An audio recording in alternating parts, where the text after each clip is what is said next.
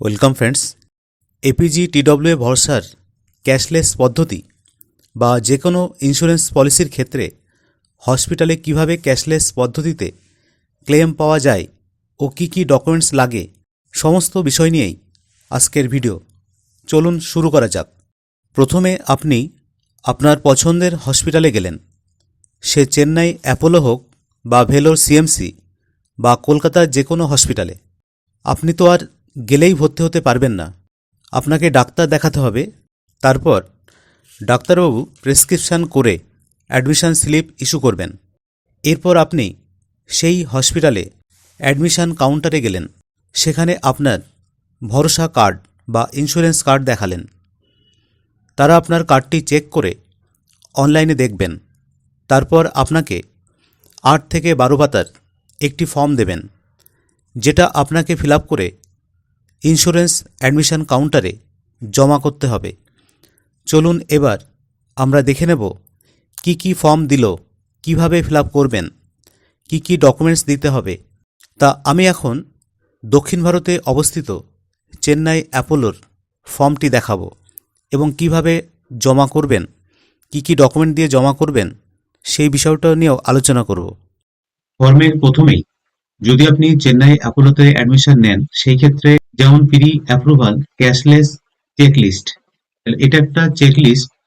কি কি আপনাকে দিতে হবে: completed pre authorization form, insurance e card বা policy copy, patient Aadhaar and PAN, policy main member অথবা এমপ্লয়ি আধার, প্যান এবং ফটো, ডক্টর প্রেসক্রিপশন। 6 নম্বর আছে ফাইনাল ডায়াগনস্টিক রিপোর্টস। যাই হোক, আপনারা এই নাম্বারে ফোন করে নিতে পারবেন। এক এক হসপিটাল এক এক ধরনের ফর্ম দিয়ে থাকবে। জাস্ট আমি এখানে ক্যাশলেস পদ্ধতি কিভাবে হয় সেটাই আপনাদের সামনে বর্ণনা করছি। এই ফর্মগুলো আপনারা রেডি করবেন, আমি পরপর ফিল আপটা দেখাবো। এরপরে সেকেন্ড পেজ, এইটা কিন্তু আপনার ভরসার ফর্ম। এই ফর্মটি ভরসার কার্ড বা যে কোনো ইন্স্যুরেন্সের কার্ড দেখালেই আপনার ওরা দেখে নেবে।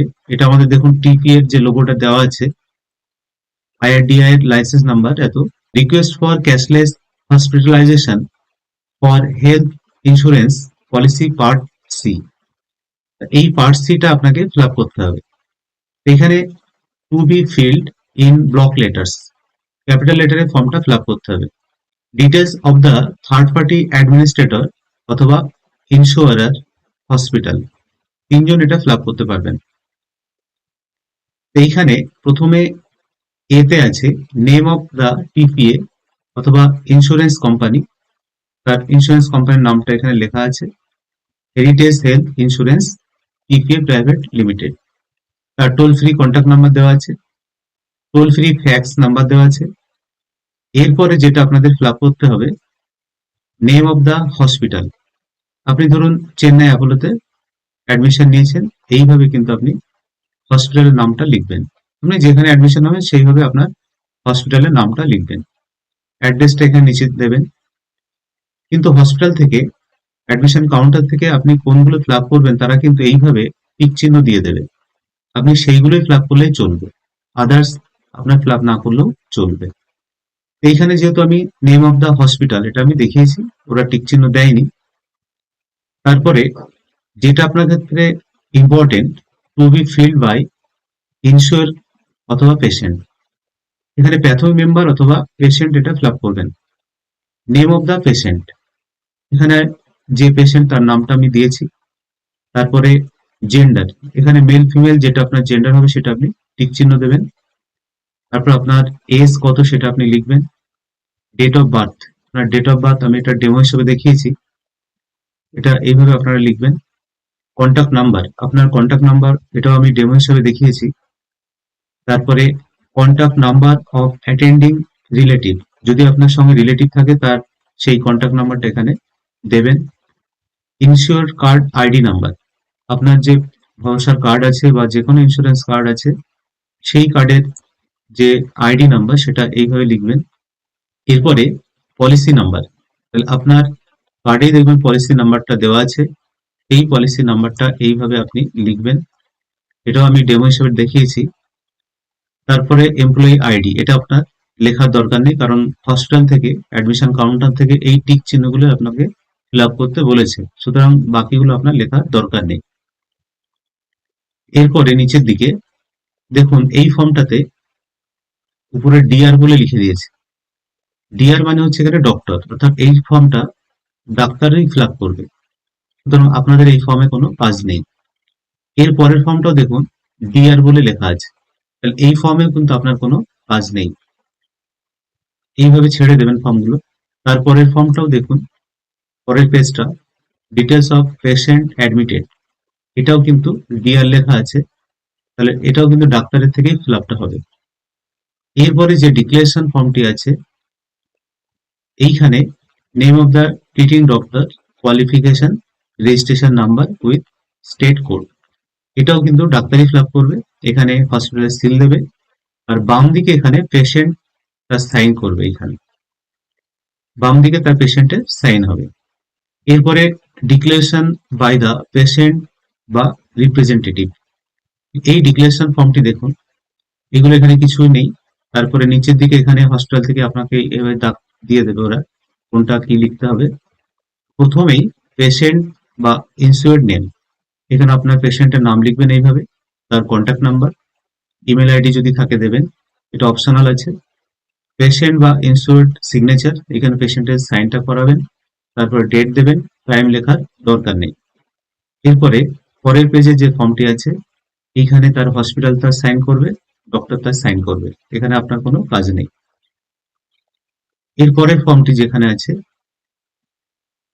এই ফর্মে আপনার ডিক্লারেশন বাই পেশেন্ট অথবা অ্যাটেন্ডার, আপনার সঙ্গে যিনি আছেন, the name of the hospital, এখানে হসপিটালের নামটা লিখবেন, এখানে ডেট দেবেন, অ্যাড্রেসটা লিখবেন হসপিটালের, পেশেন্ট নেম, তার পেশেন্টের মেল ফিমেল এখানে লিখবেন এইভাবে, আইপি নাম্বার দরকার নেই, ইউএইচ আইডি নাম্বার, যদি আপনি চেন্নাই অ্যাপোলো ভর্তি হন এই ক্ষেত্রে তার এই ইউএইচ আইডি এই নাম্বারটা থাকবে, এইভাবে আপনি লিখবেন, এবং মোবাইল নাম্বার থাকলে দেবেন। ডেট অফ অ্যাডমিশন, কোন ডেটে অ্যাডমিশন হচ্ছেন সেই ডেটটা এখানে এইভাবে লিখবেন। টাইম অফ অ্যাডমিশন, এটা দেওয়ার দরকার নেই। ডেট অফ ডিসচার্জ, এটাও এখন দরকার নেই। টাইম অফ ডিসচার্জ, এটাও দরকার নেই, অর্থাৎ এখানে দাগ দেওয়া অংশগুলো লিখবেন। এরপরে অ্যাড্রেস, আপনার যে অ্যাড্রেসটা দেওয়া আছে কার্ডে, সেই কার্ড অনুযায়ী কিন্তু আপনার অ্যাড্রেসটা লিখবেন। নেম অফ দ্য অ্যাটেন্ডার, আপনার অ্যাটেন্ডার কে আছে তার নামটা এভাবে লিখবেন, তার সঙ্গে আপনার সম্পর্ক কি আছে সেটা আপনি সম্পর্ক এভাবে লিখবেন, এবং অ্যাটেন্ডারের ফোন নাম্বার অবশ্যই এখানে দেবেন, অ্যাড্রেস এখানে ডু করে দেবেন একই অ্যাড্রেস হলে। তারপরে নিচের দিকে এখানে আর কোনো ফিল আপ করার দরকার নেই। পেজের লাস্টে নেম অফ দ্য অ্যাটেন্ডার, এখানে সিগনেচারটা করবে এবং অ্যাটেন্ডারের নামটা ক্যাপিটাল লেটারে লিখবেন। বাকি আপনার এখানে কোনো কাজ নেই। তারপরের ফর্ম মেন পলিসি হোল্ডার, এখানে মেন পলিসি হোল্ডার অর্থাৎ প্রাথমিক মেম্বার, তার এখানে ডিটেলসটা, অর্থাৎ এখানে কিন্তু এটা কেওয়াইসি ফর্ম বা কেওয়াইসি রেজিস্টার, এই ফর্মটা কিন্তু আপনাকে ফিল আপ করতে হবে। তার মানে মেন পলিসি হোল্ডারের এখানে ডিটেলসটা দিতে হবে। তো এখানে ফর অফিস ইউজ অনলি, এটা লেখার দরকার নেই। তারপর এখানে পার্সোনাল ডিটেলস, এখানে প্রথমে নাম, এখানে ফার্স্ট নেম এবং লাস্ট নেম, মিডিল নেম যে আছে আপনাদের, প্রত্যেক বক্সে লেটারটা আপনার লিখতে হবে এইভাবে। তারপর এইভাবে আপনার লাস্ট নেম লিখবেন, মিডল নেম যদি থাকে তাহলে লিখবেন, না হলে দরকার নেই। ফাদার নেম বা স্পাউস নেম, বাবার নাম এইভাবে লিখবেন এবং তার টাইটেলটা এইভাবে লিখবেন। মাদার্স নেম, তবে মায়ের নাম, মায়ের টাইটেল এইভাবে লিখবেন, ফার্স্ট নেম লাস্ট নেম করে। ডেট অফ বার্থ, প্রাথমিক মেম্বারের ডেট অফ বার্থ এইভাবে লিখবেন। জেন্ডার, মেল ফিমেল লিখবেন, টিক চিহ্ন করবেন এখানে। জেন্ডার এখানে টিক চিহ্ন দেবেন, মেল ফিমেল। ম্যারিটাল স্ট্যাটাস, যার ক্ষেত্রে যেটি প্রযোজ্য সেইভাবে আপনি টিক চিহ্ন করবেন। সিটিজেনশিপ, এখানে ইন ইন্ডিয়ান এটাই টিক চিহ্ন করবেন, আদার হলে আদার করবেন। রেসিডেন্সিয়াল স্ট্যাটাস, রেসিডেন্ট ইন্ডিভিজুয়াল, এটা টিক চিহ্ন করবেন। এরপরে অকুপেশন যদি থাকে, সার্ভিস বা যেটা আপনার ক্ষেত্রে প্রযোজ্য সেটা আপনি টিক চিহ্ন করবেন। 2 নম্বর এটা দরকার নেই। তারপরে 3 নাম্বার প্রুফ অফ আইডেন্টিটি, অর্থাৎ এখানে আপনার যেগুলো দাগ করা আছে সেগুলো আপনি ফিল আপ করবেন, যেমন প্যান কার্ড নাম্বার, এটা আমি ডেমো হিসাবে দেখিয়েছি। এই প্যান নাম্বার এইভাবে লিখবেন, তারপরে আধার নাম্বার, এইভাবে আধার নাম্বার লিখবেন। আমি ডেমো হিসেবে এখানে দেখানো আছে, তারপরে বাকিগুলো ফিল আপ করার দরকার নেই। তারপরে নিচে চলে আসবেন, প্রুফ অফ অ্যাড্রেস, এখানে কারেন্ট পার্মানেন্ট এইভাবে অ্যাড্রেসটা যে কোনো একটা টিক করবেন আপনার ক্ষেত্রে যেটা প্রযোজ্য। তারপরে অ্যাড্রেস টাইপ টিক করবেন, তারপরে এখানে অ্যাড্রেসটা এইভাবে লিখবেন, ভিলেজ, পোস্ট, প্রত্যেক বক্সে লিখবেন এবং মাঝে একটা গ্যাপ দেবেন। যেভাবে লেখা আছে এইভাবে আপনারা চেষ্টা করবেন। তারপরে ডিস্ট্রিক্ট লিখবেন, তারপরে পিন নাম্বার, তারপরে এখানে স্টেট, এখানে ইউটি কোড লেখার দরকার নেই, জাস্ট স্টেটটা দিয়েছি আমি, এবং এটা আপনার দরকার নেই। এরপরে এই ফর্মটা আপনার ফিল আপ করার দরকার নেই, জাস্ট এখানে সিগনেচার করবেন। এখানে signature thumb impression of applicant, এখানে প্রাথমিক মেম্বার যদি অ্যাপ্লিকেন্ট হন এখানে তার সাইনটা হবে, অথবা যিনি পেশেন্ট তিনিও এখানে সাইন করতে পারবেন। তবে এখানে যিনি অ্যাপ্লিকেন্ট অর্থাৎ প্রাথমিক মেম্বার তিনি সাইনটা করলে ভালো হয়, সেইভাবে সাইন করাবেন বা পেশেন্ট সাইন করলেও চলবে। তারপরে এখানে প্রাথমিক মেম্বারের এটা ছবি লাগাবেন, যিনি প্রাথমিক মেম্বার তার ছবিটা কিন্তু এখানে দিতে হবে। এরপরে লাস্ট পেজ, এই লাস্ট পেজে আন্ডারটেকিং ফর্ম, যিনি এখানে অ্যাটেন্ডেন্ট থাকবেন তার নামটা প্রথমে হবে, তারপর পেশেন্টের নাম লিখবেন, তারপর আইপি নাম্বার এটা দরকার নেই, তারপর নিচে পেশেন্ট সেলফ ডিক্লারেশন ফর্ম, এইখানে বাম দিকে মেডিকেল হিস্ট্রি কি কি আছে না নেই সেটা আপনাকে ইয়েস নো করে জানাতে হবে, এবং যদি কোনো ডিউরেশন থাকে সেটা লিখতে হবে, দরকার নেই এগুলো। এখানে মেডিকেল হিস্ট্রি, ডায়াবেটিস, হাইপারটেনশন এগুলো যদি থাকে তাহলে ইয়েস করবেন, না হলে এরকম ভাবে সব হলো, যদি থাকে তাহলে ইয়েস করবেন, না হলে নো করবেন। তারপরে নিচে পেশেন্ট সিগনেচার, এখানে পেশেন্ট সাইন করবে এবং ডেট দেবে। তা এইভাবে আপনারা ফর্মটা খুব সহজেই ফিল আপ করতে পারবেন। আমি এই কপিটা লিংক আমি দিয়ে দেবো, আপনারা ওখান থেকে ডাউনলোড করে ফর্মটা দেখে নিতে পারবেন। এর সঙ্গে কি কি ডকুমেন্ট দেবেন আরেকবার আমি বলে দিচ্ছি, এর সঙ্গে আপনারা কি কি ডকুমেন্ট আপনাদের দিতে হবে। প্রথমেই যে ডকুমেন্টগুলো আপনারা দেবেন এই ফর্ম অ্যাটাচ থাকবে, পেশেন্টের আধার এবং প্যান নাম্বার দেবেন, তারপরে আপনার পলিসি যে কার্ড সেই কপির জেরক্স করবেন, পলিসি যিনি মেন মেম্বার তার আধার, প্যান এবং ফটো দেবেন, ডক্টরের প্রেসক্রিপশন দেবেন, ফাইনাল ডায়াগনস্টিক যে রিপোর্ট সেইটা দেবেন। এরপর ফর্মটি ডকুমেন্ট সহ ইন্স্যুরেন্স অ্যাডমিশন কাউন্টারে জমা দেবেন ও আপলোড করতে বলবেন। যত তাড়াতাড়ি আপলোড হবে তত তাড়াতাড়ি অ্যাপ্রুভাল পাবেন। স্বাভাবিকভাবে আপলোড হলে 2 ঘন্টা থেকে 4 ঘন্টা সময় নেয়। আপলোড হয়ে গেলে আপনার জেলা কনভেনারকে অবশ্যই জানান, জানালেও হবে অ্যাপ্রুভাল পেতে অনেকটা দেরি হয়ে যাবে। সন্ধ্যা 7টার মধ্যে যদি হসপিটাল আপলোড করে দেয় তাহলে সেই দিনই অ্যাপ্রুভাল পাবেন, না হলে পরের দিন অ্যাপ্রুভাল পাবেন। অনেক হসপিটালে কিছু টাকা ক্যাশ ডিপোজিট নিয়ে ভর্তি নিয়ে নেয়, পরে ডিসচার্জের সময় রিফান্ড করে দেন নন মেডিকেল আইটেম বাদ দিয়ে। আর একটা কথা মনে রাখবেন, আপনার হসপিটালের ব্রেক অফ বিল নিয়ে মিলিয়ে দেখে নেবেন কোন খাতে কি খরচ হয়েছে।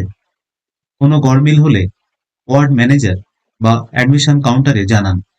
সেই সঙ্গে কোনো রকম সমস্যা করলে বা হলে জেলা কনভেনারকে ইনফর্ম করুন, উনি আপনাকে সাহায্য করবেন।